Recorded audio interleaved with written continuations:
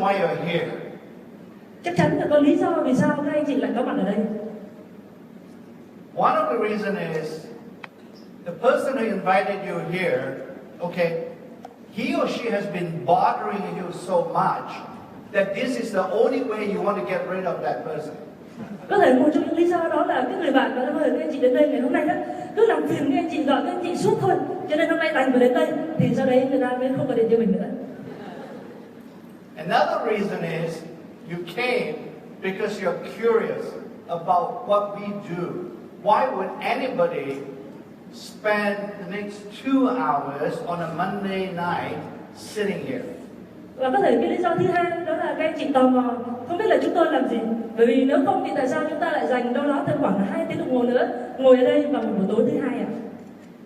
And finally, maybe the third reason is because there's something you are deciding that you may want to take a change in your life. Và cái lý do thứ ba tiếp theo có thể là cuối cùng các anh chị cũng quyết định là muốn đưa ra một cái thay đổi nào đó ở trong cuộc sống của mình. For whatever reason, it really doesn't matter. But what does matter to me personally is that you took the time to come here, and hopefully, for the next 2 hours, you're going to listen to people getting up on stage and talking to you, and you will not fall asleep. Nhưng mà cho dù cái lý do đó là gì chăng nữa thì điều quan trọng nhất là các anh chị vẫn đã dành thời gian đến đây và hy vọng trong 2 tiếng đồng hồ tiếp theo đây sẽ có những người lên sân khấu nói chuyện với các anh chị, và quan trọng nhất là chúng ta không ngủ được. That's one thing. If I notice any one of you at the back falling asleep, okay, I'm going to ask the people to turn on the air conditioner and lower the temperature. Cho nên nếu mà tôi phát hiện thêm các anh chị em nào ngủ gật ở đằng sau thì chúng tôi sẽ hạ máy lạnh xuống hết mức có thể. Then you definitely won't fall asleep. Thế thì chắc chắn là chúng ta không ai ngủ gật, đúng không ạ? But more importantly, today I'm here in Vietnam. This is my second visit to Vietnam. So thank you for inviting me back again. Vâng, ngày hôm nay thì tôi có mặt ở đây ở Việt Nam. Lần thứ hai tôi có mặt ở thị trường Việt Nam và xin được cảm ơn Skin Việt Nam đã mời tôi quay lại đây. I think we have been in Vietnam for about 5 years. 4 years. You celebrated 4 years since we last opened Nu Skin in this country. Vâng, và Nu Skin đã có mặt ở Việt Nam được 4 năm kể từ ngày đầu tiên chúng tôi chính thức thành lập. So we're fairly new, and now the industry has grown a bit in Vietnam, but I believe that Nu Skin still remains to be the most attractive opportunity that if you wish to consider, this is a very appealing opportunity, as you heard from Johnny. Và vậy thì mặc dù cái ngành công nghiệp ở Việt Nam đã rất là phát triển và Nu Skin thì còn khá là non trẻ ở đây, nhưng mà tôi tin rằng Nu Skin vẫn là một trong những cơ hội hấp dẫn nhất ở tại thị trường địa phương nếu như quý vị đang xem xét và cân nhắc lựa chọn một cơ hội mới. Now this morning I spent about 2.5 hours to 3 hours talking to fellow scientists and to a government official here in Vietnam as well, talking about our science in great detail. Sáng nay thì tôi đã dành ra đâu đó khoảng 2 tiếng rưỡi hoặc là 3 tiếng đồng hồ nói chuyện với những đồng nghiệp nhà khoa học gia ở Việt Nam, cũng như là trao đổi với những đại diện của chính phủ Việt Nam ở đây về những cái thông tin công nghệ khoa học của chúng tôi rất chi tiết. We share a lot in terms of what we did with our research studies, how we develop our products, and what our science is all about. Và chúng tôi chia sẻ rất là nhiều về khoa học của chúng tôi là gì, những cái nghiên cứu chúng tôi đã thực hiện là gì, và chúng tôi mong muốn ứng dụng những nghiên cứu này vào thị trường ra sao. Now, remember, that was almost a scientific meeting, and I'm sitting and talking to people who have a good knowledge of science. Và chúng ta nên nhớ rằng đấy là một cái buổi hội thảo khoa học, và lúc đó thì tôi ngồi và có dịp trao đổi với những anh chị em mà có kiến thức về khoa học rất là sâu rộng.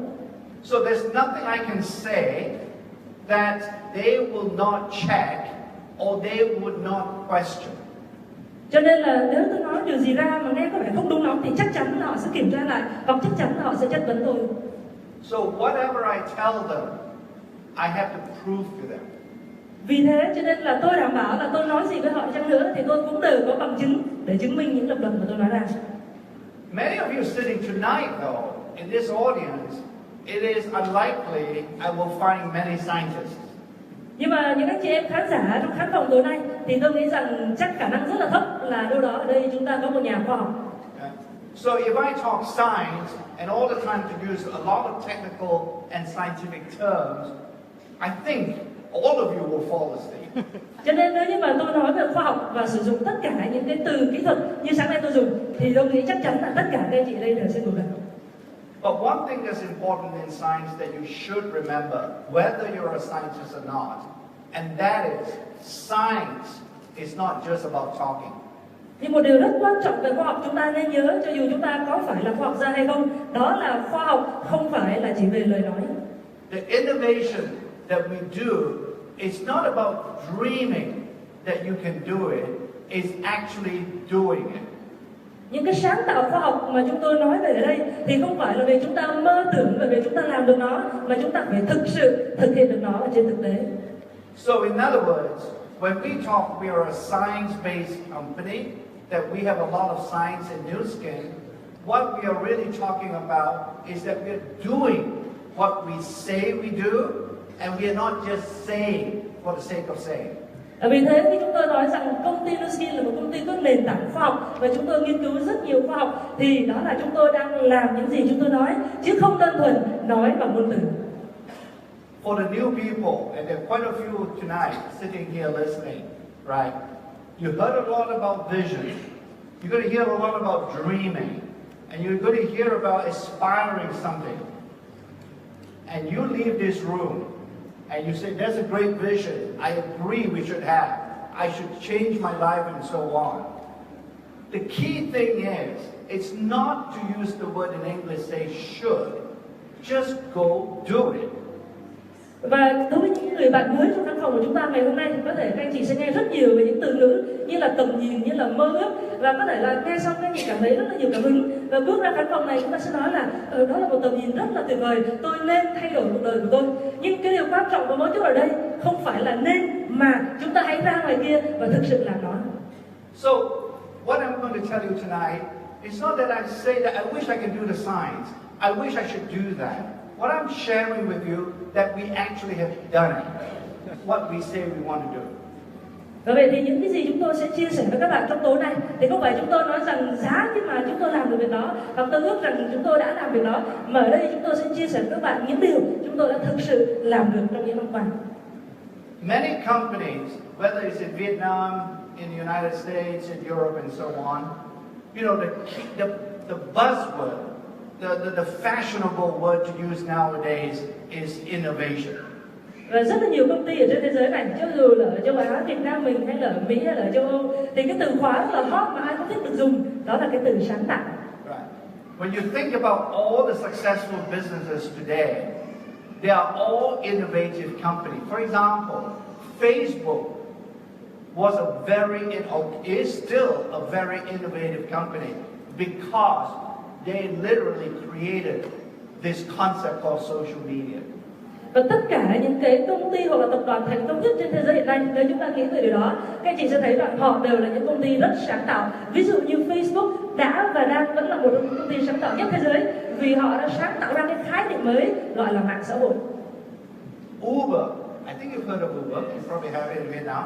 They said Uber is an innovative company because what it did was to change the whole business of getting people or people wanting to hire a car to go from one place to another. Và Uber ở Việt Nam chúng ta cũng có, đúng không ạ? Là một công ty cũng vô cùng sáng tạo, tại vì họ thay đổi hoàn toàn cách mà chúng ta muốn bước ra ngoài và thuê mướn chọn một chiếc xe để đi từ điểm A đến điểm B. We in Nu Skin, we are innovating in a space that is so large that is called the anti-aging industry. Và ở tại Nu Skin thì chúng tôi là một công ty sáng tạo trong một cái lĩnh vực khoa học vô cùng rộng lớn mà chúng ta gọi chung một cái tên, đó là ngành công nghiệp chống lão hóa. As many of you sit here and think about anti-aging, I think our slogan that we have shown, and some of you have seen it, discover the best you, is really about making products or innovating on products that help to help you to discover the best you. Và khi các bạn ngồi đây và nghĩ về cái khái niệm chống lão hóa thì có thể một vài các anh chị đã nhìn thấy cái slogan của công ty chúng tôi, đó là khám phá phiên bản tốt đẹp nhất của bạn. Thì ở New Skin chúng tôi tạo ra những sản phẩm để bạn có thể khám phá được cái phiên bản tốt đẹp nhất của mình. Product innovation in New Skin, we use 4 different elements to innovate. Tại New Skin chúng tôi dùng 4 yếu tố để có thể liên tục sáng tạo sản phẩm khoa học của mình. We have 75 scientists in our R&D research team. Và chúng tôi có 75 nhà khoa học gia toàn thời gian ở trong đội ngũ nghiên cứu và phát triển sản phẩm. And Johnny has already shown you some of the professors around the world that are advising us and consulting with us in terms of how to use the latest science for product development. Và anh Johnny hồi nãy cũng chia sẻ một cái slide các anh chị nhìn thấy là ngoài 75 nhà khoa học gia đó ra thì chúng tôi còn rất nhiều khoa học gia khác ở khắp nơi trên toàn thế giới liên tục cố vấn cho chúng tôi là ứng dụng những cái phát triển mới nhất trong khoa học thế giới như thế nào vào việc sáng tạo ra sản phẩm mới. So now the 75 scientists, we cannot just hire 75 scientists and then tell them, go work anywhere you want. We have to give them the latest scientific equipment put into the latest, most innovative labs. And that is our global R&D centers. Và 75 nhà khoa học gia này chúng tôi không thể nào thuê họ về, ký hợp đồng làm việc với họ rồi bảo là thôi bây giờ các anh đi ra ngoài ngồi đâu làm việc cũng được. Không được, đúng không ạ? Chúng tôi phải trao cho họ những cái thiết bị nghiên cứu khoa học hiện đại nhất và đặt ở trong cái phòng nghiên cứu khoa học đẳng cấp nhất của thế giới. Và đó chính là cái trung tâm nghiên cứu và phát triển sản phẩm toàn cầu của chúng tôi. And then the fourth element that we use is to bring in or to develop innovative technologies, such as one of the machines that you saw in the video. Và một trong những cái bước cuối cùng của cái yếu tố thứ tư của chúng tôi đó là làm sao kết hợp và ứng dụng tất cả những khoa học này lại và phát triển ra những sản phẩm đột phá, ví dụ như là những cái sản phẩm và những cái thiết bị mà các anh chị đã nhìn thấy trong video trước đây. That was the first machine when that lady used it. You don't realize this, but that was the first machine ever developed to be able to dispense a skincare product or a skincare cream onto your hands without you opening a jar. Và có thể khi xem TV thì chúng ta không để ý lắm, đúng không ạ? Nhưng mà cái thiết bị mà chị Đỗ Thu Hằng dùng ở trong cái video đó là chiếc máy đầu tiên trên thế giới này được thiết kế để có thể chiết xuất kem dưỡng da ra tay của quý vị. Trong khi chúng ta không cần phải mở nắp một cái lọ nào và không cần phải đưa tay mình vào cái lọ nào. And we have other technologies that we use to make sure that we continue to innovate and bring you the latest and the best technology. Và chúng tôi còn rất nhiều công nghệ khác mà chúng tôi sử dụng để đảm bảo là chúng tôi liên tục sáng tạo và liên tục đem đến thị trường và đem đến cho các bạn ở đây những sản phẩm hiện đại và mới mẻ nhất. So when you look at these 4 elements, right? The common theme among all the 4 elements is that we do what we say. Vậy thì khi các anh chị nhìn vào 4 cái yếu tố này, đúng không ạ? Cái mối dây liên kết cả 4 yếu tố này lại với nhau, đó là chúng tôi làm những gì mà chúng tôi nói. I mean, you just can't think I must have or I should have 75 scientists and then magic I have 75 scientists in the company. Bởi vì chúng ta không thể là nghĩ là mình nên có 75 khoa học gia và thế là tự nhiên như là một phép màu 75 nhà khoa học gia xuất hiện ra.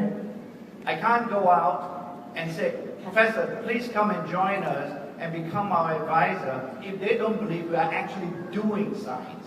Và chúng tôi không thể nào bước ra ngoài kia mời những khoa học gia về đây chỉ đơn thuần nói rằng giáo sư về đây làm việc với chúng tôi đi. Nếu những người khoa học gia đó không thật sự tin rằng chúng tôi đang nghiên cứu khoa học tại Skin. So this is the proof. Even for the new people, for example, after tonight, you leave here, you get through those doors, and you say, I'm not interested. Okay, I don't want to do this. I don't want to join New Skin. At least you're leaving with some information. If ever in the future you want to reconsider, maybe just another company, you now know what are the questions you need to ask that company before you join. Và vậy thì điều quan trọng nhất là nếu sau buổi tối ngày hôm nay những người bạn mới của chúng ta rời khỏi khán phòng này, bước qua những cánh cửa kia và mình nghĩ trong đầu là nghe cũng hay nhưng mà tôi cũng không quan tâm lắm, tôi không muốn làm New Skin, thì ít ra là trong tương lai nó có bất kỳ một cái khoảnh khắc nào đó các anh chị muốn cân nhắc tham gia một công ty khác thì ít ra các anh chị biết đâu là những câu hỏi mà chúng ta phải đặt ra về công ty đó trước khi chúng ta tham gia với họ. When you look at our 75 scientists and you say, well, okay, they all look the same. They all wear a white lab coat. So these scientists are all the same.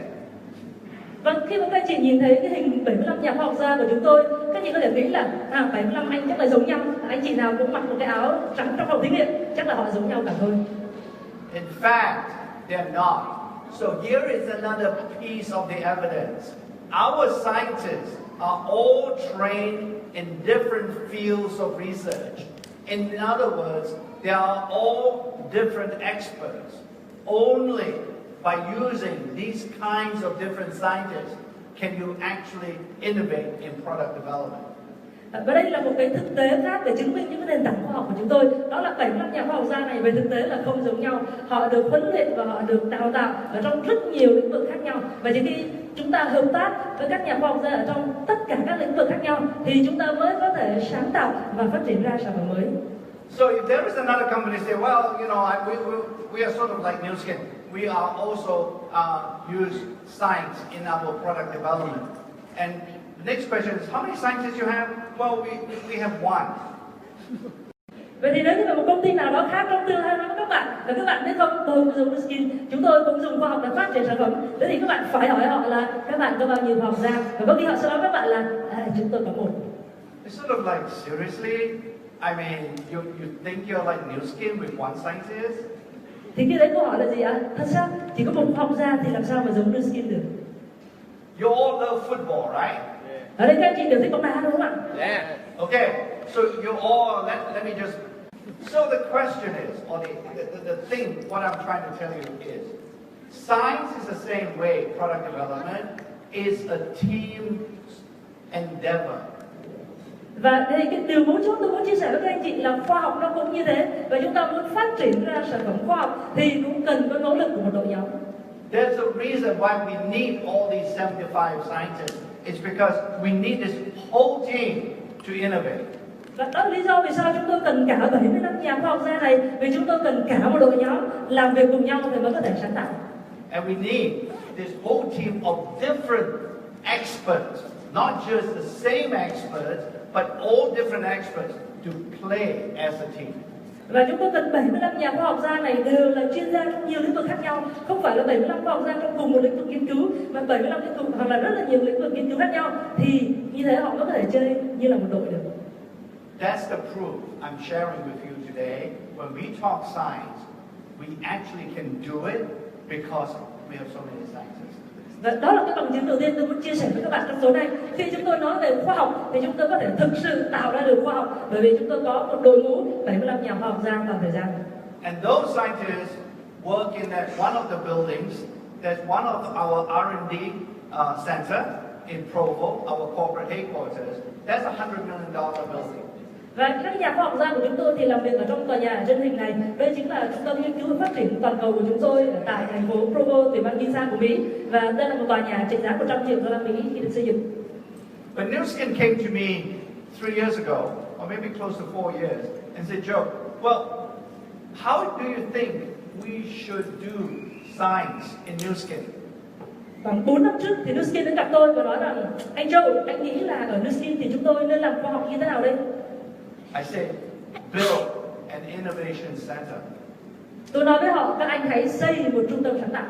And the company says, how much do you think this innovation center will cost? Và lúc đó công ty hỏi là, thế anh nghĩ là cái trung tâm sáng tạo này sẽ tốn bao nhiêu tiền để xây? And the company said, and I said, probably $100 million US. Và lúc đó tôi nói là chắc đâu đó khoảng $100 triệu. And the company said, okay, let's go do it. Và công ty nói là được rồi, chúng ta đi xây trung tâm sáng tạo này thôi. And Johnny sort of hinted at this just now during his presentation. I have a great translator, thank you. That's why I can keep on referring to Johnny, because I couldn't understand Vietnamese. So, but Johnny sort of hinted at this, same thing. The company had enough money to pay for that $100 million building in cash. Và cái điều này rất là quan trọng, và anh Johnny cũng có nhắc đến đúng không ạ? Có nghĩa là công ty Nu Skin của chúng ta có đủ tài chính đến mức mà họ có thể bỏ ra 100 triệu đô la Mỹ tiền mặt để tự xây cái tòa nhà của mình. No loans, no bank loans. Không vay tiền từ bất kỳ một ngân hàng nào.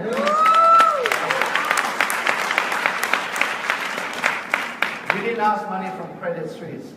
Không có tới ngân hàng cứu của anh Johnny là Credit Suisse để xin vay tiền. So, once again, right, this is proof that when you join Nu Skin and you are thinking, do you think I'll get paid?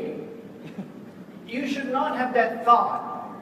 Ever since Nu Skin was founded, back about 1984, okay, that Nu Skin was, since that time, they have never, ever paid any of our distributors in any part of the world.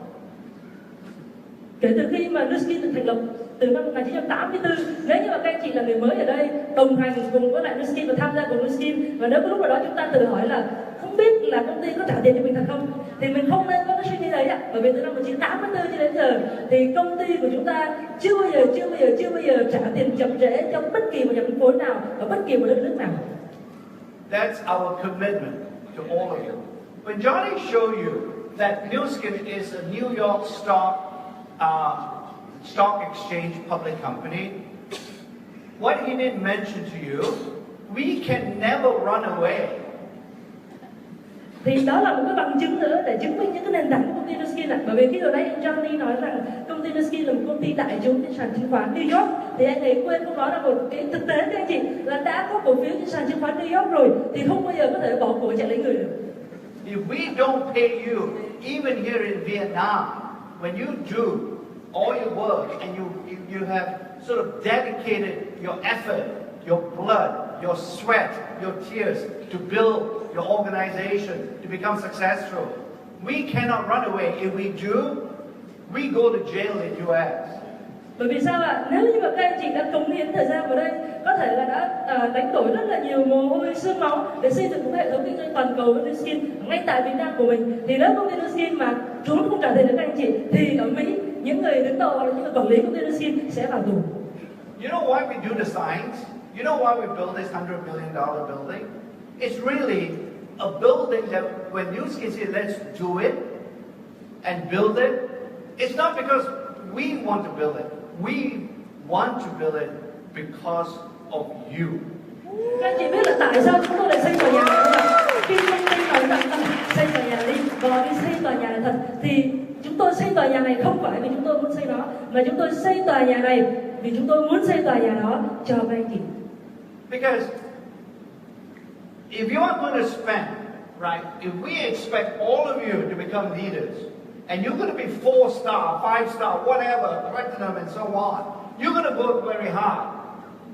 The company on the other side, the least we can do is to give you the best products and to give you the safest products and to give you the highest quality products so that you don't have to worry about the products, but just focus on the business. Bởi vì nếu như mà chúng tôi kỳ vọng tất cả các anh chị em ở đây đều trở thành những nhà phân phối lãnh đạo của Nu Skin và các anh chị làm việc rất vất vả và chăm chỉ vì cái cam kết đó, thì cái điều ít nhất, cái điều nhỏ nhất mà công ty có thể làm cho các anh chị đó là đem đến cho các anh chị những sản phẩm tốt nhất, an toàn nhất, chất lượng cao nhất để các anh chị không bao giờ phải lo về sản phẩm mà chỉ tập trung vào làm kinh doanh thôi. So that is why we do all the scientific research. Và đó là lý do vì sao chúng tôi thực hiện tất cả những công trình nghiên cứu khoa học này. I just show you some of these people. Johnny actually showed you everybody that we have. In fact, he doesn't cover all of them. But it's important. These are world-class scientists, and the reason why we use them as our scientific advisors is to make sure that we don't think that we are the best. Và tôi muốn chia sẻ với quý vị ở đây một vài những gương mặt khoa học gia là cố vấn của chúng tôi. Và nãy anh Johnny mới chia sẻ cái slide này và rất là nhiều khoa học gia khác, đúng không ạ? Đây là những nhà khoa học gia đẳng cấp thế giới khắp nơi trên toàn thế giới này, và chúng tôi nhờ họ cố vấn cho mình để đảm bảo là chúng tôi không bao giờ từng nghĩ rằng chúng tôi là giỏi nhất. And these professors, when they come and visit with us, just like we had this meeting this morning, they will come and visit with us, and they will let us know whether we are doing the right thing or whether we're doing the wrong thing. Và những giáo sư khoa học này khi mà hàng năm họ đến gặp chúng tôi và tổ chức những hội nghị khoa học như là hội nghị khoa học chúng tôi tổ chức sáng nay, thì họ sẽ cho chúng tôi biết được là cái hướng nghiên cứu của chúng tôi hiện nay là đang đi đúng hướng hay là đang đi sai hướng. So when we do a project, we know that after talking to these professors, we know that at least there is a good chance that the science is very good. Cho nên là khi chúng tôi thực hiện bất kỳ một dự án nghiên cứu khoa học nào thì chúng tôi cũng đều tham vấn với họ và chúng tôi biết rất rõ rằng chúng tôi đang đi đúng hướng. When we finish our science, we don't just keep it. We share it. We go to scientific conferences. We write out our papers and publish it in journals. That's another way of checking whether our science is good. Và khi chúng tôi hoàn thành những cái dự án nghiên cứu khoa học thì chúng tôi không giữ nó làm của riêng mình, mà chúng tôi đi tham dự rất nhiều nghị khoa học ở trên toàn cầu. Chúng tôi công bố rất là nhiều những cái bài nghiên cứu và chúng tôi cũng đăng bài lên tạp chí khoa học. Đấy là một cách khác để chúng tôi đảm bảo rằng những gì chúng tôi đã nghiên cứu là đi đúng hướng với thế giới. We are not afraid that our competitors learn about our science because by the time we publish, most of that knowledge is already protected by patents. Và chúng tôi không hề lo sợ là khi công bố những cái thông tin này ra công chúng như thế thì đối thủ của chúng tôi sẽ bắt chước hoặc là lấy cắp thông tin này, bởi vì vào cái thời điểm mà chúng tôi công bố ra ngoài thì phần lớn khoa học của chúng tôi đã được bảo vệ bởi các bằng sáng chế. And Johnny has showed some of the awards we won. In fact, over the last 4 years, we have won even more awards than what Johnny has showed you. Và hồi nãy Johnny có chia sẻ một vài cái giải thưởng khoa học chúng tôi đạt được, nhưng mà thực tế là trong 4 năm vừa qua chúng tôi còn được tặng nhiều giải thưởng khoa học hơn thế nữa. So here we come to this thing called Ageloc, and you saw the video, and you've seen some of the products in the other video, and let me try and sort of explain why we created this new science that we call Ageloc. Và vì vậy thì tất cả những cái nền tảng bây giờ tôi chia sẻ với các bạn đã dẫn chúng ta đến đây, đó là Ageloc. Và các bạn đã nhìn thấy một vài những cái công nghệ và sản phẩm đã ứng dụng từ Ageloc trong video trước đấy. Tôi sẽ cố gắng làm hết sức có thể để giải thích với các bạn một phần tại sao chúng tôi lại sáng tạo ra khoa học Ageloc này. So, 12 months from now, all of you, including me, okay, we are going to be 1 year older. Ngày này 12 tháng nữa thì tất cả chúng ta ở đây, bao gồm cả tôi nữa, tất cả chúng ta đều lớn hơn 1 tuổi. But 12 months from now, your body does not need to be 1 year older. Nhưng mà ngày này 12 tháng tới nữa thì cơ thể của các bạn không nhất thiết là phải già đi 1 tuổi. Now, you need your brain to think about what I just said in those two thoughts. Và như thế thì chúng ta cần tách biệt cái khái niệm, cái suy nghĩ này trong bộ não chúng ta thành 2 phần. Because they sound quite similar. Bởi vì thoạt nghe thì chúng có vẻ giống nhau. Some of you may actually, if you haven't fallen asleep by now, okay, some of you might think, what is Joe talking about? He's saying the same thing, except using different words. Và có thể một vài các bạn, nếu như các bạn chưa ngủ gần, đang nghĩ là không biết là anh Joe đang nói gì. Hình như là anh đang lặp lại cùng một cái khái niệm nhưng mà chỉ đơn thuần là đổi từ ngữ đi thôi. Not really. Because the first one, when I say 12 months from now, you are 1 year older, you, your mother, your father, your friends, your whoever will come and say happy birthday to you. Nhưng mà không phải là như thế ạ. Bởi vì khi tôi nói rằng ngày này 12 tháng tới nữa các bạn sẽ lớn lên 1 tuổi thì có nghĩa là bạn, ba của bạn, mẹ của bạn, những người thân xung quanh các bạn sẽ đến gặp bạn và nói chúc mừng sinh nhật. There's no in the world that can actually change that. Sẽ không có sản phẩm nào trên thế giới có thể thay đổi được thực tế đó. Ageloc products cannot change that. Sản phẩm Ageloc cũng không thay đổi được thực tế đó. The second one, 12 months from now, your body, not you, your body does not have to be 1 year older. Nhưng mà cái điểm thứ hai các bạn, đó là 12 tháng nữa, ngày này 12 tháng nữa thì cơ thể của bạn chứ không phải là bạn, cơ thể của bạn không nhất thiết phải già đi 1 tuổi nữa. What that means is that health is something that you can change. Điều đó có nghĩa là gì ạ? Điều đó có nghĩa là sức khỏe là một thứ mà bạn có thể thay đổi được. Your body, if you give it enough of an opportunity, you give it half a chance, the body can actually stay young. Cơ thể của các bạn, nếu các bạn cho cơ thể của các bạn một cơ hội đủ tốt, thì cơ thể của các bạn có thể lưu giữ được sự trẻ trung theo thời gian. Each and every one of you, I suspect when you're walking down the street or somewhere, when you look at a person, you probably think, my goodness, why does he look so young? Tôi đoán chừng là các chị ở đây đều đã từng có một cái lúc nào đó, tôi đoán chừng thôi là chúng ta đi ngoài đường và chúng ta nhìn vào một người và chúng ta tự hỏi rằng, ôi trời ơi, sao các người này trông lại trẻ như thế? You know, I wonder how he does it or she does it. Và các anh chị sẽ tự hỏi là không biết làm sao người ta lại trẻ được như thế. Ageloc is here to help you understand why that is happening.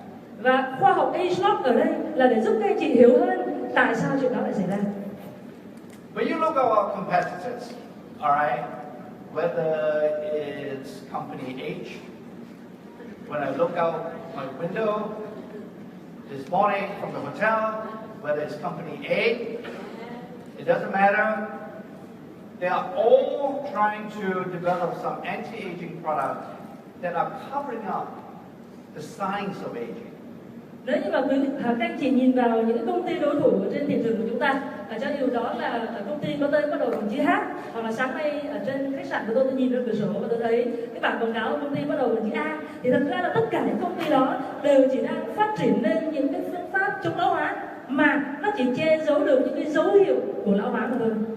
20 years ago, probably New Skin was doing the same thing. 20 năm trước đây thì có thể là Nuskin cũng có cái cách tiếp cận giống như họ.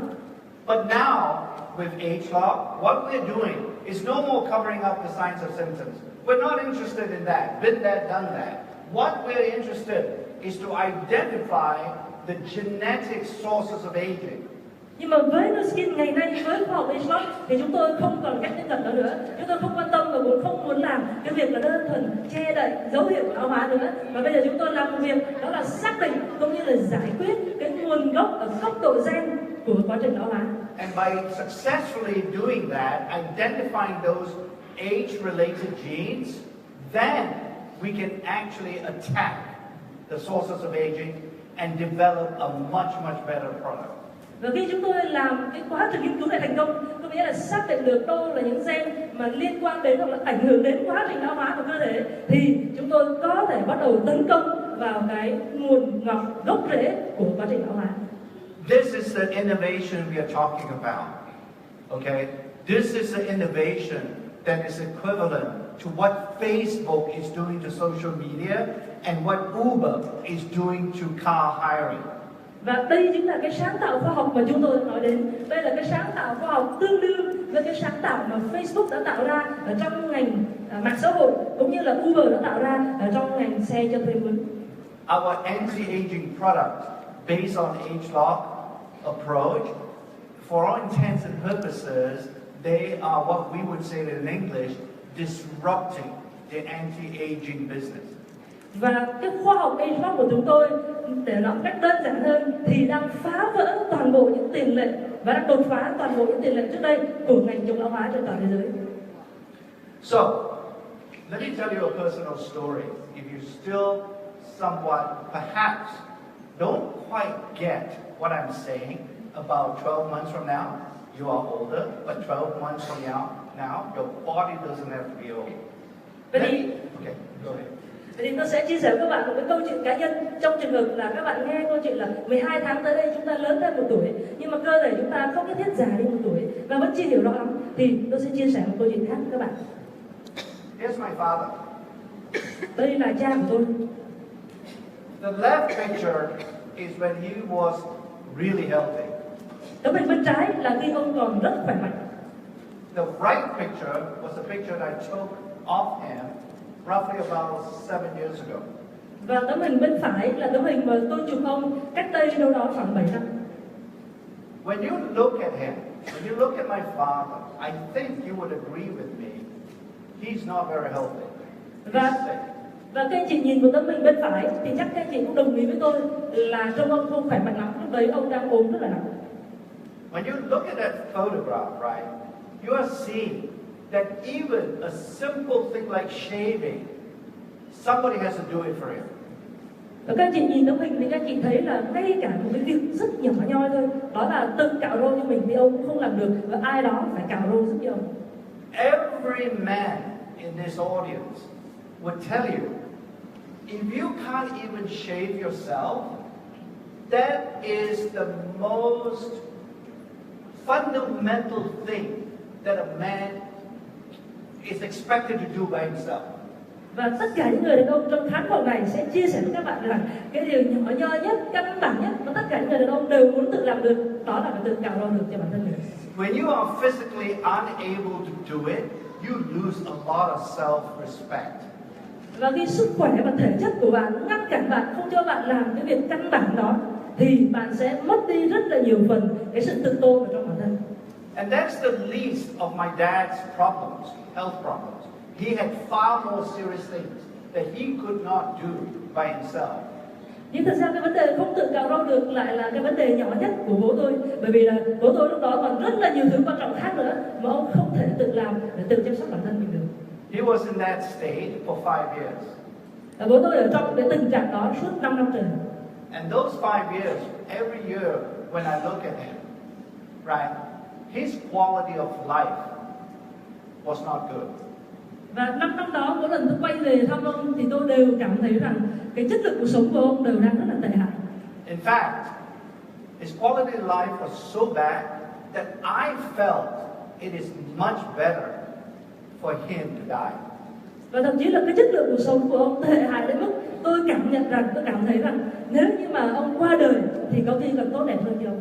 So when he finally died about 5 years ago, okay, or thereabouts, that I actually felt happy because he did not have to suffer anymore.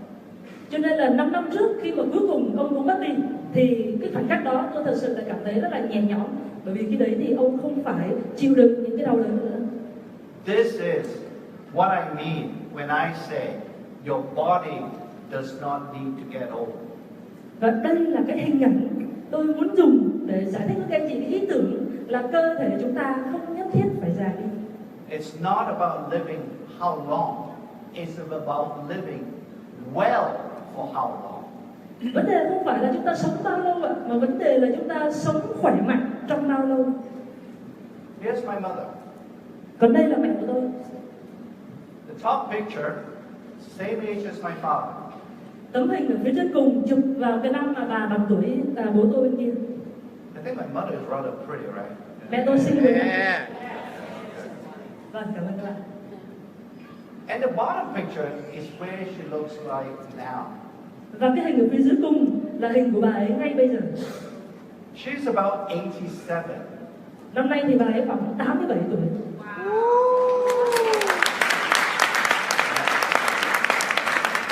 She looks older, but I think you would also agree with me that she looks healthy. Đương nhiên là tấm hình dưới trông bà già hơn lúc trước rất nhiều, đúng không ạ? Nhưng tôi nghĩ rằng các bạn cũng vẫn đồng ý với tôi là ít ra thì trông bà rất khỏe mạnh. Yes. That was the age my father died. Và đây là tuổi của bà 87, cũng là cái tuổi lúc đó mà bố tôi mất. So the question is, why two people? Why one of my parents looked the way he was and died with very bad quality of life, and why my mother at the same age is still enjoying life? Và vậy thì câu hỏi chúng ta đặt ra là tại sao hai người lại có cái quá trình, một kết quả khác nhau như thế? Tại sao bố tôi lại mà trải qua một khoảng thời gian đau đớn như thế và sau đó mất đi, trong khi mẹ tôi ở cùng tuổi đó thì bây giờ vẫn khỏe mạnh và vẫn đang được tận hưởng cuộc sống? So now perhaps I hope you're beginning to understand a little bit more what I'm trying to say with Ageloc and why our products what our products are trying to do is to make all of you perhaps live like my mother. Và hy vọng là đến đây thì các bạn hiểu thêm được một chút những gì tôi nói về khoa học Ageloc và cái sứ mệnh của chúng tôi khi phát triển ra cái dòng sản phẩm Ageloc này. Đó là chúng tôi mong muốn được giúp đỡ các bạn sống một cuộc sống mà chất lượng cao cho đến lúc tuổi già giống như mẹ của tôi bây giờ.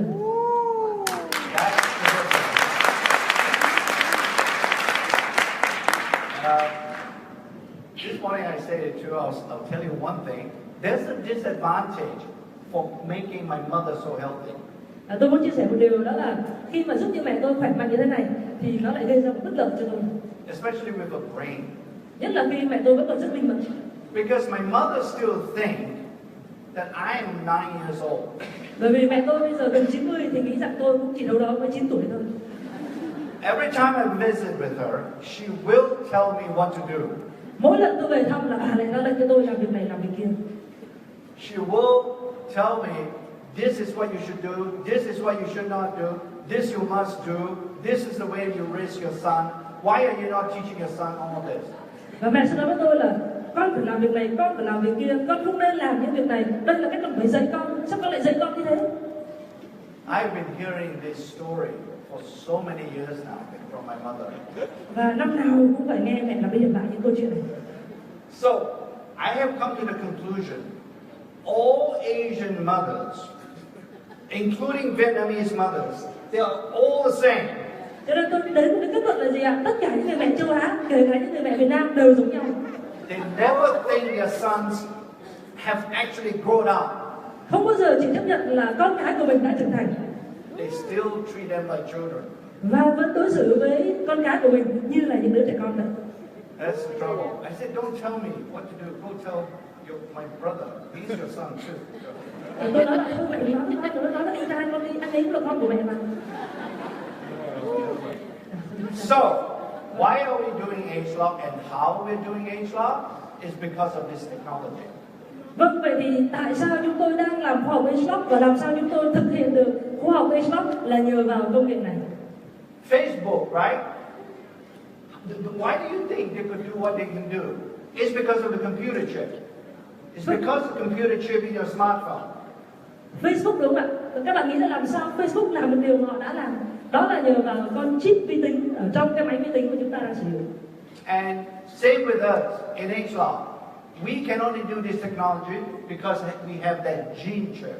Và tương tự như thế đối với lại khoa học Ageloc của Nuskin, chúng tôi chỉ có thể thực hiện được khoa học Ageloc là bởi vì chúng tôi có cái công nghệ là con chip gen. And then with the gene chip, we can create genetic fingerprints of young healthy tissue and old unhealthy tissue. Và với cái con chip gen này chúng tôi có thể tạo ra được những cái hồ sơ gen của tế bào trẻ khỏe mạnh và hồ sơ gen của tế bào già yếu. And with this sort of fingerprint maps of genetic activity inside the body, we can start monitoring the aging process.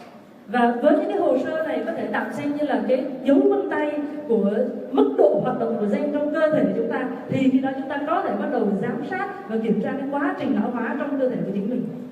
Let me show you an experiment. This is very exciting for us because these are the experiments that finally help us to develop those Ageloc products.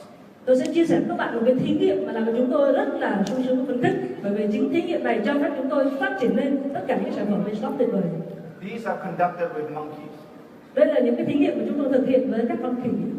When we took an old monkey and we make sure this monkey does not eat too much, in other words, we restrict their calories. Chúng tôi chọn một chú khỉ đã khá là già, nhưng bây giờ chúng tôi làm một việc là đảm bảo là chú khỉ già này không được ăn quá nhiều. Có nghĩa là chúng tôi giới hạn cái lượng calorie mà chú ấy nạp vào người hàng ngày. And then we use the gene chip and take some of their tissues or blood and look for their gene expression profile.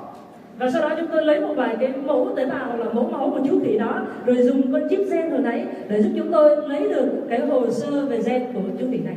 If you look at that expression profile, it consists of thousands of genes. Cái hồ sơ gen của các anh chị đã nhìn thấy trên màn hình này, nó bao gồm ở trong đó hàng ngàn cái gen khác nhau. So, and that's why the gene chip is so powerful. It can look at all the genes at the same time. Và đó là lý do vì sao con chip gen lại là một công nghệ mạnh mẽ như thế. Tại vì nó cho phép chúng ta kiểm soát và kiểm tra hàng ngàn gene và tất cả những gen vào cùng một thời điểm. Another monkey, same age, and we look at the gene expression profile from that monkey with no restriction in their diet. Và chú khỉ thứ hai cùng tuổi, và chú khỉ thứ hai này thì sao ạ? Không có giới hạn về lượng calorie, tức là được ăn uống thoải mái. Và chúng tôi cũng dùng con chip gen để tạo được cái hồ sơ gen cho chú khỉ này. Totally opposite activity profile. Và các chị nhận thấy điều gì ở trong hai cái hồ sơ gen này ạ? Đó là cái mức độ hoạt động gen hoàn toàn đối lập nhau. This is when we got really excited, when we actually, we have a picture of that? Let me see. Yeah. This is really exciting when we look at the monkeys. Và khi chúng tôi nhìn vào những chu kỳ thật sự, không nhìn hồ sơ gen nữa, thì chúng tôi thật sự rất là phấn khích. Remember, these monkeys are not different. These monkeys are twins. Các chị hãy nhớ rằng đây không phải là hai chu kỳ khác nhau ạ. Đây là hai chu kỳ song sinh. They're born at the same time. Sinh ra cùng lúc ạ. They have, when you look at twins, they have 100% the same genetic makeup. Và khi chúng ta nhìn vào các cặp song sinh thì sao ạ? Tất cả những cái hồ sơ về gen trong cơ thể của họ là trùng hợp nhau 100%. In other words, their genes are absolutely identical. Có nghĩa là gen của những cái người song sinh là hoàn toàn giống y hệt như nhau. No difference. Không có gì khác biệt cả. But yet, when you look at the monkey on the left, that guy looks really healthy, right? Nhưng mà nếu mà các anh chị nhìn vào chu kỳ bên tay trái của các anh chị thì chu kỳ này trông rất là khỏe mạnh đúng không ạ? Yeah. The monkey on the right doesn't look healthy. Thế còn chu kỳ bên tay phải thì sao ạ? Trông không khỏe mạnh lắm. Why is that? Tại sao lại như thế ạ? Something has changed. Có một thứ gì đó đã thay đổi rồi. What has changed? If I can go back, is this the genetic activity? Điều gì đã thay đổi ạ? Chính là điều này, cái mức độ hoạt động của gen trong cơ thể của hai chu kỳ. When you have mostly blue on, that shows the activity, the level of activity of a gene. When we have mostly blue on the left, it's good. When it turns red, not so good. Khi mà các anh chị có ở trên cái hồ sơ gen của mình, bên tay trái phần lớn là màu xanh, cho chúng ta thấy được cái mức độ hoạt động của gen là cao đó các anh chị, thì như thế là tốt. Còn nếu như mà hồ sơ gen của chúng ta bên tay trái mà phần lớn là đỏ thì như thế là không tốt. That's the power of our Ageloc technology, is to be able to look down and be able to figure out why some things can make you get older quicker and why certain things can help you stay young longer. Và đó là cái sức mạnh của khoa học Ageloc các anh chị, tức là cho phép chúng ta có thể kiểm tra và xác định để biết được rằng tại sao có một số thứ làm chúng ta già nhanh hơn tuổi và một số thứ khác lại giúp chúng ta và cho phép chúng ta lưu giữ tuổi trẻ của mình theo thời gian. So, I'm not telling you right now, I'm not saying Ageloc science or technology is really that good. I'm showing you the proof. Cho nên ngay tại thời điểm này các anh chị, tôi không đang nói với các anh chị là khoa học Ageloc rất tốt, mà ngay tại thời điểm này tôi đang cho các anh chị xem cái bằng chứng là khoa học Ageloc nó có hiệu quả.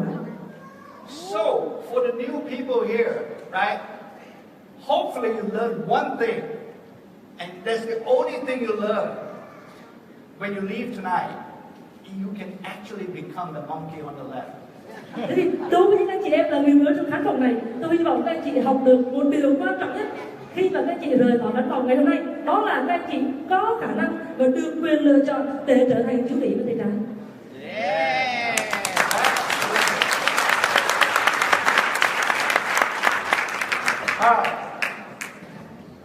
All this Ageloc science is good, and all this is going to help us with anti-aging products.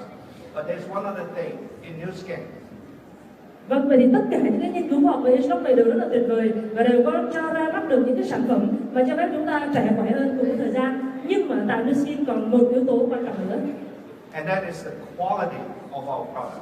Và đó chính là chất lượng của những sản phẩm mà chúng tôi làm ra. So when I'm in Vietnam this past 2 days, I'm hearing this story about coffee. Vâng, vậy là 2 ngày qua ở Việt Nam thì tôi được nghe kể chuyện về một cái loại cà phê. I did not know this, but it's an interesting story that one of my colleagues here told me. Và trước đây thì tôi không biết ạ, nhưng đây thật sự là một câu chuyện rất thú vị mà một người đồng nghiệp của tôi chia sẻ cho tôi nghe. When you go buy coffee, sometimes the coffee that you buy is only 10% coffee. Khi mà chúng ta đi mua cà phê ở Việt Nam thì đôi khi cái cà phê chúng ta mua chỉ có 10% là cà phê thôi. When you take it out, the coffee powder, and you look at it, you cannot tell there's only 10% coffee. Nhưng cái vấn đề là khi chúng ta đi mua cà phê mà cà phê say sẵn đúng không ạ? Nhìn vào cái bột cà phê đó thì chúng ta không thể phân định được là cái cà phê này có bao nhiêu phần trăm, 10 hay là bao nhiêu phần trăm cà phê trong đó. They put in some other non-coffee granules or particles into the coffee powder and mix it together to give you the 1 kilo or whatever you buy. Cho nên là mình mua một ký cà phê hay là mua bao nhiêu ký cũng thế đúng không ạ? Mình mua một ký cà phê về có thể người ta pha rất là nhiều thứ ở trong đó và chúng ta không biết là trong đó thật sự có bao nhiêu phần trăm là cà phê. And sometimes you buy it unknowingly because it looks the same. It looks like it's good coffee. It smells like coffee. So it must be good coffee because the price was low. Và đôi khi thì các bạn vẫn mua mà một cách hoàn toàn không biết, bởi vì sao ạ? Trông nó cũng như nhau thôi mà, trông có vẻ giống cà phê, ngửi mùi cũng giống cà phê, chắc là cà phê ngon đây và mình vẫn mua tại vì giá nó rẻ.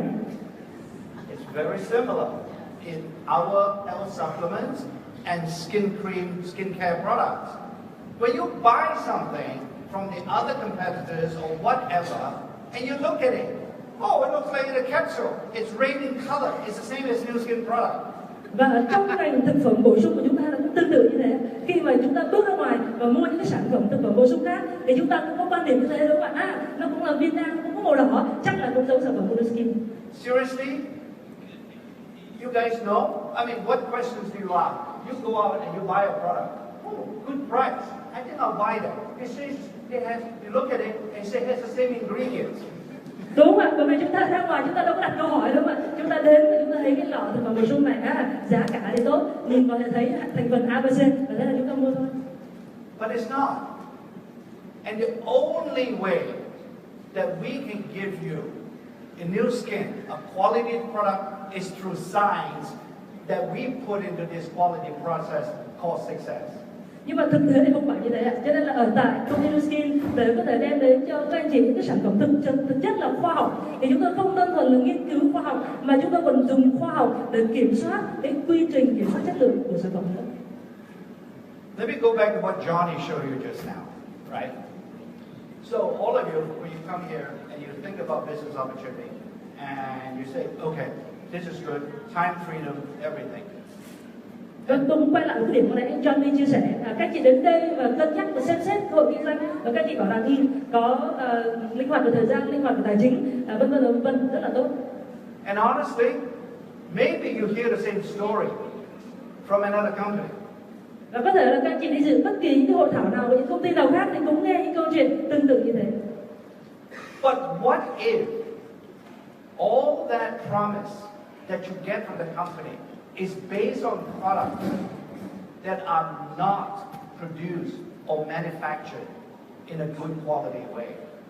Nhưng mà nếu như tất cả những lời hứa hẹn mà các anh chị nhận được từ một công ty nào đó là được dựa trên một cái sản phẩm mà không được sản xuất đúng cách, đúng quy trình hoặc là không có chất lượng khoa học được đảm bảo.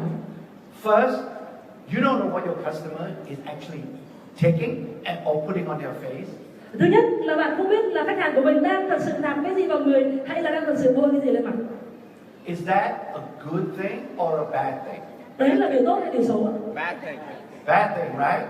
Okay, let's forget about that because I will never see that customer again. I don't have to worry. Okay, fine. Second thing, do you really think that maybe one day that will all come together, that it all accumulates, that your business is not sustainable? Và giả sử là đó là một điều xấu mà thôi cũng không sao, là chưa chắc đã gặp lại với khách hàng này. Nhưng mà các anh chị cứ bao giờ nghĩ rằng nếu như một ngày kia tất cả những người khách hàng của chúng ta đã trao sản phẩm không tốt đến tay của họ sẽ cộng dồn lại và nó dẫn tới một cái kết cục là cái kinh doanh của chúng ta đã xây dựng rất nhiều năm lại không thể được duy trì lâu dài. That's the reason why this success on science, we know that our products are of the highest quality because we test them. Và đó là lý do vì sao chúng tôi áp dụng cái quy trình kiểm soát chất lượng gọi là 6S để chúng tôi biết là sản phẩm của chúng tôi là chất lượng cao nhất trên thị trường bởi vì chúng tôi thử nghiệm và thí nghiệm với chúng. I don't look at Wispan and look at the capsule that you all are taking and say, wow, that capsule looks good. Tôi không có nhìn vào cái Wispan và cái viên Wispan mà các bạn vẫn đang uống hàng ngày và nói là cái viên này trông cũng đẹp đấy. Yeah, that capsule looks really nice. I think it's good enough. Let's go give it to you. Vâng, cái viên này trông cũng lành lặn chứ cũng đẹp đấy.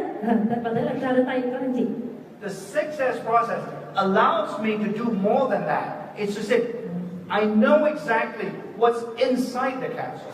Và cái quy trình 6S cho phép chúng ta làm nhiều hơn bằng cái việc là nhận định chất lượng mà chỉ qua mắt thường. Và chúng tôi có thể xác định được và biết rất rõ là trong mỗi cái viên chúng tôi tra vào tay các anh chị có gì trong đó. So when you buy Wispan today, I can guarantee you 12 months from now, 2 years from now, 5 years from now, I can give you the same 100% identical product because we have the specifications. Thì chúng tôi có thể đảm bảo các anh chị là 12 tháng nữa, 2 năm nữa, 5 năm nữa chúng tôi vẫn có thể trao vào tay các anh chị những viên Wispan mà giống nhau 100% về chất lượng bởi vì chúng tôi có quy trình 6S. Personally for me, I need to sleep at night. Bởi vì đối với cá nhân tôi thì sao ạ? Tôi phải làm cái việc gì mà đến buổi tối tôi còn ngủ được. I cannot sleep if I don't make a quality product. That's not the way I've been trained to do. Right? Tôi không thể ngủ được khi mà được huấn luyện thành một nhà khoa học gia mà sau đấy lại làm ra những sản phẩm không chất lượng. And it's the same with the other 75 scientists in New Skin. Và 75 nhà khoa học gia khác của New Skin thì cũng có một cái triết lý sống và làm việc giống như tôi vậy. So you saw this balance, Ageloc technology, we applied to New Skin skincare product. We can also put it on the Pharmanex supplement side too. Vậy thì ở trên cái cân này các anh chị thấy là những cái khoa học Ageloc nãy giờ tôi giải thích với các anh chị có thể được ứng dụng vào những sản phẩm dùng ngoài da dưới cái nhãn hiệu là New Skin và cũng có thể được ứng dụng vào những sản phẩm thực phẩm bổ sung uống bên trong dưới cái nhãn hiệu là Pharmanex. And this is proven technology because over the last 2009, so about eight years or so, we have developed and launched at least 6 different Ageloc type products for both categories. Và vậy thì những công nghệ này là đã được minh chứng xong bởi vì là trong khoảng 8 năm vừa qua thì chúng tôi đã cho ra mắt và đưa ra được thị trường đâu đó khoảng 60 sản phẩm cả mảng New Skin lẫn mảng Pharmanex xuống bên trong. TR90, I won't tell you about how we develop it. I already mentioned it's developed through Ageloc technology. Here's the thing about the big difference with TR90, right? Most diet systems and most weight loss systems out there, once you stop using, all your weight comes back. Đây là chương trình quản lý cân nặng Ageloc TR90 của New Skin và hôm nay không có thời gian thì tôi sẽ không đi vào chi tiết nhưng tôi muốn nói đến cái khác biệt lớn nhất giữa Ageloc TR90 và những cái hệ thống quản lý cân nặng hoặc là giảm cân khác ngoài kia. Những cái hệ thống ngoài kia các anh chị ngừng dùng sản phẩm thì cân nặng của chúng ta lại tiếp tục tăng ngược lên. If you follow the TR90 system, once you finish, even when you stop, you follow truly the whole TR90 system, you will keep your weight off. Và vậy thì đối với lại Ageloc TR90 khi mà các anh chị dùng và tuân thủ đầy đủ cái quy trình chúng tôi hướng dẫn thì sau 90 ngày các anh chị sẽ có được một cân nặng lý tưởng mới và các anh chị được quyền lưu giữ duy trì cân nặng lý tưởng đó mà không tăng cân trở lại. Because essentially what we have done with TR90 products is to reset those weight genes in your body so that they are now behaving normally. Bởi vì khi mà chúng tôi phát triển được cái Ageloc TR90 thì chúng tôi chạm được đến tất cả những cái gen mà nó ảnh hưởng hoặc nó tác động hoặc nó điều khiển đến vấn đề quản lý cân nặng trong cơ thể của mình và bây giờ chúng hoạt động hiệu quả hơn và mạnh mẽ hơn. So here is perhaps the most dramatic demonstration of TR90. Just show you the picture. On the top right, those are fat cells. They are very big, filled with a lot of fat. Vâng, vậy thì đây có lẽ là cái minh chứng mạnh mẽ nhất cho cái tác dụng của Ageloc TR90. Cái hình phía trên này các anh chị thấy là những cái tế bào mỡ và những tế bào mỡ này rất là to bởi vì bên trong đó có rất là nhiều mỡ. And then after TR90, those fat cells become much smaller. Và sau khi người này sử dụng TR90 thì sao ạ? Những cái tế bào mỡ của anh ta trở nên nhỏ hơn rất nhiều. And it's all because of those genes after taking TR90 has been reset to make those fat cells smaller. Và đó là bởi vì sau khi sử dụng Ageloc TR90 thì những cái gen liên quan về chuyển hóa năng lượng hoặc là chuyển hóa chất béo trong cơ thể chúng ta đã được tác động để hoạt động hiệu quả hơn và nó giữ cho những cái tế bào mỡ của chúng ta nhỏ.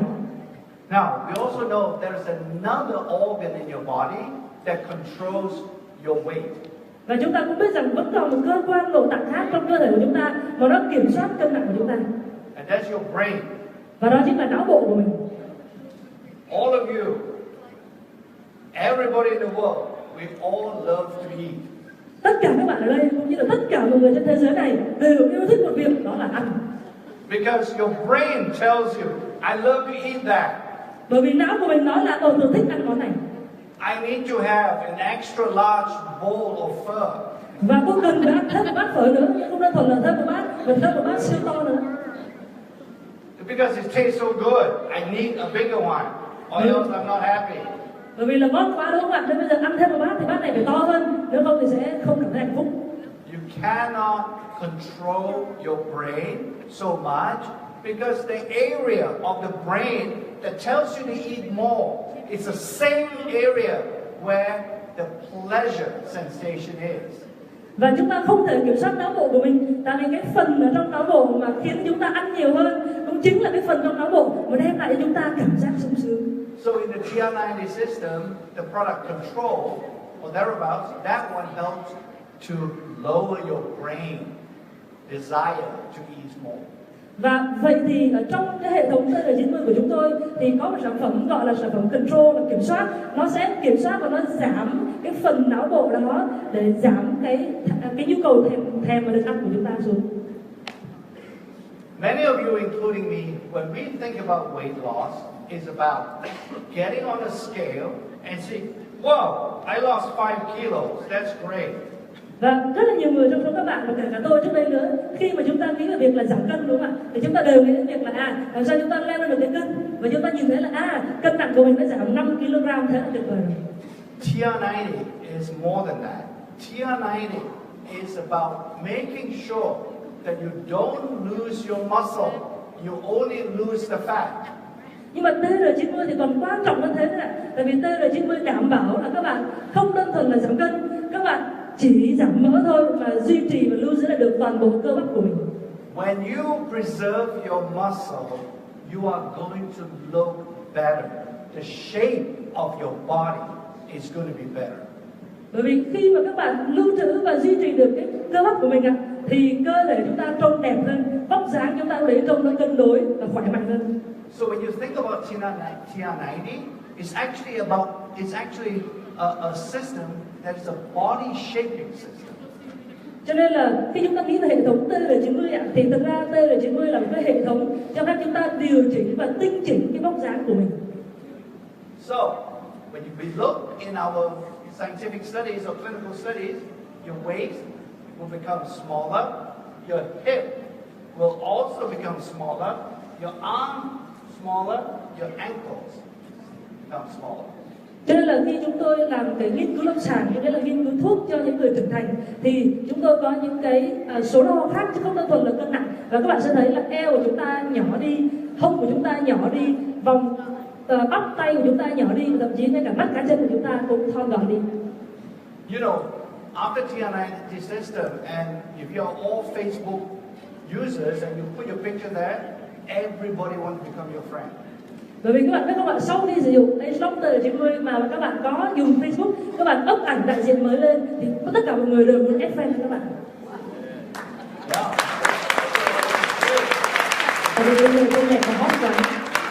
R squared, you know a lot about it, and this is again about how we can keep your body pure while at the same time making the cells to produce more energy. Vâng, và R bình phương thì các bạn đã biết và cũng nghe nói nhiều rồi. Cái mấu chốt quan trọng nhất của R bình phương là làm sao chúng ta có thể thanh lọc để tế bào của chúng ta nó sạch, mà cùng thời điểm đó, cùng lúc đó tế bào có thể sản sinh nhiều năng lượng hơn để chúng ta sử dụng. So this is a product that you can feel. So when you take it, and it's a good combination with TR90 or with Lifespan when you take it together. Và vậy thì đây là một sản phẩm uống bên trong mà dùng vào các bạn cảm nhận được rõ ràng cái sự khác biệt, là các bạn có thể dùng kết hợp R bình phương với TR90 hoặc là với Lifespan. The biggest difference between Lifespan and R squared is that Lifespan protects practically the whole body, whereas R squared is focused on certain parts of the body. Và cái sự khác biệt lớn nhất giữa Lifespan và R bình phương đó là Lifespan bảo vệ toàn bộ và toàn diện cơ thể các bạn, trong khi R bình phương chỉ tập trung vào một vài phần cụ thể trong cơ thể của mình mà thôi. Like many of our products, R squared actually will work better when you take Lifespan, and Lifespan will work better when you take R squared. Và giống như rất là nhiều các sản phẩm khác của chúng tôi thì những cái sản phẩm này được thiết kế là R bình phương sẽ có hiệu quả tốt hơn khi mà được dùng chung với Wispan, và tương tự như thế Wispan sẽ có hiệu quả tốt hơn nếu được dùng chung với R bình phương. So our Ageloc technology has helped us to identify these 6 systems that can actually, when you use Wispan, it can block all the bad environmental factors from reducing those systems. Và vậy thì khi mà cái khoa học Ageloc này ở trong sản phẩm Wispan thì sẽ giúp cho chúng ta bảo vệ được 6 cái cơ chế sinh học ở trên màn hình đây. Và khi 6 cơ chế sinh học này hoạt động hiệu quả thì nó có thể ngăn chặn tất cả những cái yếu tố ngoại lai, yếu tố bên ngoài mà có hại cho sức khỏe, có thể ngăn chặn và bảo vệ không cho chúng xâm nhập hoặc làm tổn hại đến cơ thể của mình. So think about it this way: you get US movies here in Vietnam, right? You get a movie Iron Man. Vâng, bây giờ chúng ta thử nghĩ về cái khái niệm này cho dễ hiểu đi. Ở đây là ai xem phim Iron Man người sắt rồi. Okay. Vâng. So remember his armor. Thì các anh chị nhớ là Iron Man là người sắt có cái gì ạ? Có cái bộ giáp bằng sắt đúng không ạ? So when you take Wispan, you are building that armor for your body. Thì khi mà các anh chị dùng Wispan, các anh chị đang xây một bộ giáp sắt y hệt như thế cho cơ thể của mình. Remember in the movie, right? Iron Man is very weak. He cannot do without the armor. Các anh chị nhớ trong phim đúng không ạ? Iron Man thật ra là một người hùng rất là yếu đuối, mà không có áo giáp sắt thì không làm được gì cả. So you can call, once you take Wispan, you can make a T-shirt that says Wispan Man. Cho nên là dùng Wispan xong rồi thì các bạn có thể in áo thun, thay vì là Iron Man thì in là Wispan Man. Okay, so it's not me. Right? You know this. You got the app, you got the cartridges, and then you put it in, and magically you get your cream. Vâng, và thì đây là Ageloc, chắc các bạn xem video các chị cũng thấy rồi. Chúng ta có cái ứng dụng ở trên điện thoại thông minh cho phép chúng ta có thể tinh chỉnh và chọn những cái hộp chứa đựng kem dưỡng da mà được thiết kế riêng cho chúng ta. Chúng ta cất nó vào cái máy Ageloc và điều vi diệu xảy ra đó là kem dưỡng da được đưa vào tay chúng ta. And you say, okay, yeah, very good technology. Why is it important? The reason why it's important is because you can finally make a new skin product just for yourself now. Và vậy thì nhiều người sẽ bảo là nghe thì công nghệ cũng hay đấy, nhưng mà thế thì có gì quan trọng đâu. Vâng, điều quan trọng ở đây các anh chị là cuối cùng thì các anh chị cũng được trao cho cái khả năng là You don't have to touch it anymore. It's very clean. khi các anh chị đã cất những cái hộp đựng kem da đó vào trong chiếc máy Ageloc rồi, chúng ta không bao giờ phải chạm vào hộp đó nữa, thì tất cả mọi thứ đều ở mức vệ sinh cao nhất. Okay, all you women, right? Every morning or every night, you open your jar. Let's say the normal kind of product. You open the jar and you put your hands in there to get some cream, right? Bởi vì là các chị em phụ nữ dưỡng da thì chúng ta rất quen thuộc đúng không ạ? Mình dùng bất kỳ sản phẩm dưỡng da nào cũng thế. Chúng ta có rất là nhiều lọ. Thế thì cứ mỗi sáng hay là mỗi tối chúng ta lại mở nắp lọ ra, rồi chúng ta cho tay vào và lấy kem dưỡng da để đưa lên mặt của mình. And then you take it and put it on your face. Và rồi mình dùng tay để mình thoa đều kem dưỡng da trên mặt. And then you say, oh, I want to put the other side. Put your hands into the cream again and take some more and put it on the other face. Sau đó mình nói là còn phải bôi nửa bên kia nữa. Tức là chúng ta lại cho tay vào lọ thêm lần nữa, để thêm một ít kem nữa và lại tiếp tục thoa kem lên mặt phía bên kia. Oh, I forgot. I want to put some on my neck. Put your fingers in again and put it on your neck. Quên mất phần cổ nữa, tức là lại cho tay vào lọ thêm lần nữa, lại lấy kem, rồi lại bôi kem lên cổ. So one night, just one night, you have touched that jar 3 times. Cho nên là chỉ trong vòng một đêm thôi, mình cứ chạm vào kem dưỡng da ở trong cái lọ kem dưỡng da đó 3 lần. Your hands are dirty. Và tay của chúng ta thì rất là dơ. You have just contaminated that jar of skin cream 3 times. Và chúng ta vừa mới làm nhiễm khuẩn tất cả những cái kem dưỡng da trong lọ đó 3 lần liên tiếp. Unless you wash your hands like a surgeon for, I think usually on the average a surgeon will wash his hands before doing surgery for 15 minutes. Your hands are not clean. Trừ khi là các bạn rửa tay theo cách mà các cái nhà phẫu thuật họ rửa tay trước khi đi vào phòng phẫu thuật. Những cái bác sĩ trước khi vào phòng phẫu thuật các anh chị họ rửa tay trung bình là 15 phút đồng hồ thì tay mới sạch. Trừ khi chúng ta rửa tay được như họ thì tay của chúng ta không bao giờ sạch. This is what me. I mean, there's no way you don't touch your cream. It comes out automatically. It's absolutely clean. Big difference. Và vậy thì với thiết bị Ageloc Mini thì sao ạ? Tay chúng ta không bao giờ chạm vào kem dưỡng da trừ trên cái thời điểm mà nó được đưa ra tay chúng ta để đưa lên mặt. Và vì thế cái mức độ sạch của kem dưỡng da là hoàn toàn khác biệt ở trên bản chất khác. Another thing, a 20-year-old lady may not use the same type of cream as a 40-year-old lady or a 60-year-old lady. Và một điều khác nữa là một cô gái 20 tuổi thì không thể nào dùng kem dưỡng da mà giống như một người phụ nữ 40 tuổi hay là giống như một quý bà 60 tuổi được. Your skin needs change over time. Bởi vì là cái nhu cầu về dưỡng da của da bạn nó thay đổi theo thời gian. This is the first time in Ageloc Me you can actually decide what you want for your age and for your skin type. Khi mà các bạn sở hữu cái thiết bị Ageloc Me này thì đây là lần đầu tiên các bạn được quyền quyết định là mình sẽ dùng kem dưỡng da gì cho da của mình và vì lý do gì. Living in Vietnam is so humid and hot.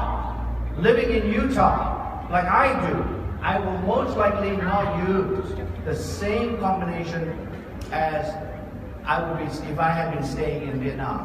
Bởi vì ví dụ như là sống ở Việt Nam của mình thì rất là nóng và ẩm đúng không ạ? Còn nếu mà tôi sống ở cái vùng núi như là Utah ở Mỹ thì chắc chắn là những cái hộp kem dưỡng da bên trong cái máy Ageloc Me này của tôi và của các bạn sẽ không giống nhau.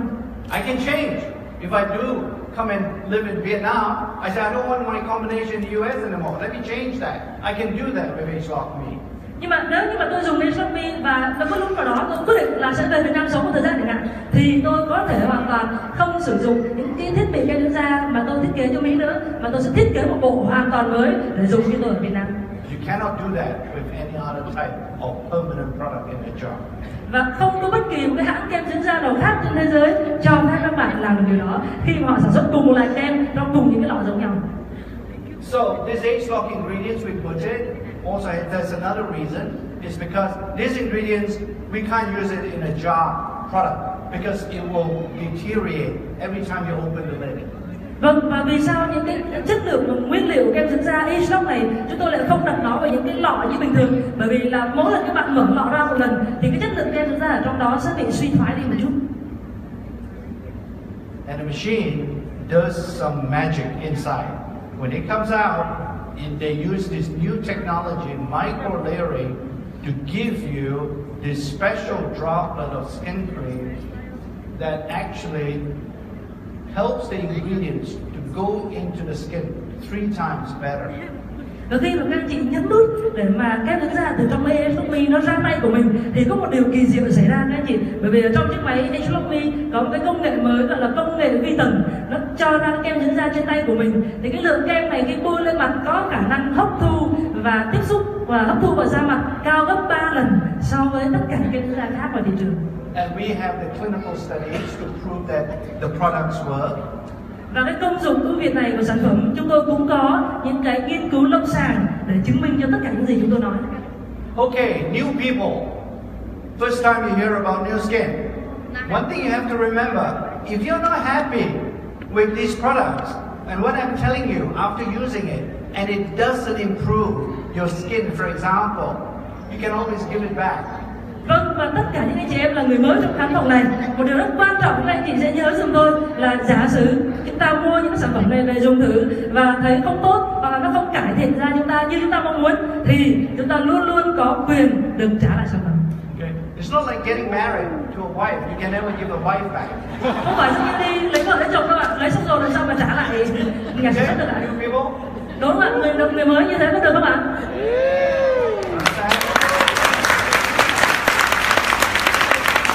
So many of you have used a spa, and once again, this is a combination of the products. Both the spa will work better, and the Ageloc Me will work better. Vâng, và rất là nhiều anh chị trong khán phòng này cũng đã sử dụng chiếc máy Capic Spa massage mặt thì các anh chị cũng biết rồi, giống như là Whitespan và Era Bình Phương thôi. Nếu dùng kết hợp với nhau thì cả chiếc máy spa lẫn chiếc máy Ageloc Me sẽ đều có hiệu quả cao hơn nhiều lần. So new technology, once again, this is our innovation on the skincare side, and this is very exciting because there are other type of cartridges we can make in the future. Vâng, và vậy thì đây là công nghệ mới rất là làm chúng tôi phấn khích, bởi vì chúng tôi đã sáng tạo ra được những cái công nghệ và cách thiết kế Ageloc Me mà đột phá trên thị trường, và trong tương lai chúng tôi còn có thể sáng tạo ra thêm những cái loại hộp đựng kem da mới hơn để đặt vào chiếc máy Ageloc Me này. I'm going to show you 1, 2, 3, maybe 3 products tonight. Buổi tối ngày hôm nay tôi chỉ mới chia sẻ với quý vị đâu đó khoảng 3 sản phẩm thôi. We have over 1,000 products on the skincare side. Nhưng mà chỉ riêng mảng chăm sóc da đó ở nước Skin Mỹ thì chúng tôi có trên cả ngàn sản phẩm. And I think we are close to about 300 to 400 on the health supplement side. Và đâu đó khoảng 300 cho tới 400 sản phẩm ở bên mảng Pharmanex uống bên trong. But the lesson to take home today is the fact that each and every one of those products had been produced and has been produced to the highest quality possible. Nhưng mà cái điều duy nhất và cái bài học duy nhất tôi mong muốn các bạn ghi nhớ và đem theo mình về nhà sau cái sự kiện ngày hôm nay, đó là tất cả mỗi những cái sản phẩm trong số hàng ngàn sản phẩm chúng tôi có đó đều đã được sản xuất theo cái quy trình và có cái chất lượng cao nhất có thể. So the question you have to ask yourself tonight when you leave is, if the products are that interesting and we have the studies to prove it, is that something that you want to use so that you can build a great business? Vậy thì cái câu hỏi mà tối nay về các bạn phải hỏi bản thân mình, đó là nếu những cái sản phẩm này thật sự hấp dẫn và thú vị như vậy, và chúng tôi có tất cả những cái nghiên cứu, thí nghiệm lâm sàng để chứng minh cái công dụng của chúng, thì đây có phải là những sản phẩm mà các bạn muốn sử dụng để xây dựng một cái công việc kinh doanh toàn cầu hay không? Yes. So, that's great. Because you don't realize it, there's another benefit out of it. The more successful you become on your business side, the more you're making people healthier and looking prettier. Và vẫn còn một cái lợi ích tuyệt vời nữa của sản phẩm mà đôi khi chúng ta không nhìn thấy hết. Đó là chúng ta làm kinh doanh càng thành công thì chúng ta càng giúp được nhiều người trẻ khỏe hơn ở bên trong và trông xinh đẹp hơn ở bên ngoài. Yes.